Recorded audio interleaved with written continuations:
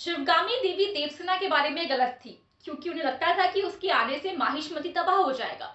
लेकिन माहिष्मती की जगह कुंतल देश ही तबाह हो गया।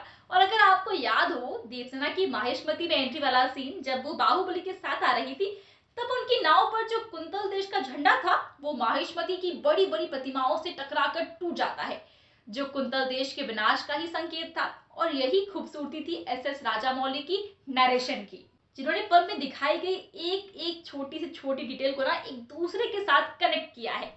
इसके पहले जब बाहुबली और कटप्पा जब कुंतल देश आए थे और वहां पर पिंडरियों ने हमला कर दिया था, तब कटप्पा बाहुबली को बताता है कि ये पिंडारी जल समाधि बनाकर रहते हैं। और फाइट के बाद बाहुबली उन्हें उन्हीं के रहने के तरीके से मारता है, वो उन्हें पानी में डुबा देता है और यहाँ वो कुंतल देश को बचा लेता है। लेकिन उसके और देवसेना की वजह से ही कुंतल देश का सर्वनाश हो जाता है।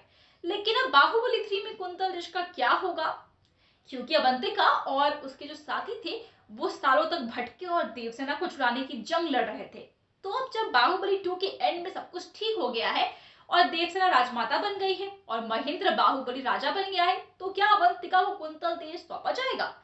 वैसे तो अगर अवंतिका बाहुबली से शादी करती है तो वो माहिष्मती की महारानी बनेगी। लेकिन यहाँ एक और वैलिड क्वेश्चन ये भी है कि क्या बाहुबली महाराज और अवंतिका महारानी बनने के लिए तैयार है? क्योंकि बाहुबली ने अपने 25 साल शिवाडू बनकर बिताए हैं और अवंतिका ने देवसेना की तलाश में। भले ही ये दोनों शस्त्र विद्या में माहिर है, लेकिन कोई भी राज्य सिर्फ शस्त्र विद्या से नहीं चलता है। इसलिए राजमाता देवसेना ये जिम्मेदारी ना अपने हाथों में लेगी, जैसे कि शिवगामी ने ली थी।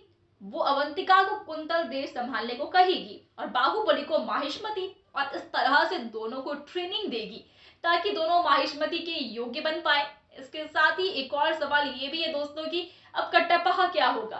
क्या अभी भी वो और उसके लोग माहिष्मती के सिंहासन के गुलाम बनकर रहेंगे? क्योंकि अगर ऐसा हुआ तो फिर वो उसके साथ अन्याय हो जाएगा। लेकिन यहाँ पर ना ये पूरी पॉसिबिलिटी बनती है कि महेंद्र बाहुबली और देवसेना कटप्पा को उसके पूर्वजों के वचनों से मुक्त कर उससे आजाद कर देंगे। और जैसा कि खबरें उड़ रही है कि ये एक स्पिन ऑफ होने वाला है, तो पॉसिबली हमें कटप्पा का पास्ट और उसे माहिष्मती का गुलाम होने का वचन क्यों देना पड़ा था, इस बात से पर्दा भी उठाया जा सकता है। तो आपका इन सब पर क्या कहना है, हमें कॉमेंट्स में जरूर बताएं। साथ ही वीडियो अच्छी लगी हो तो वीडियो को लाइक और शेयर करें।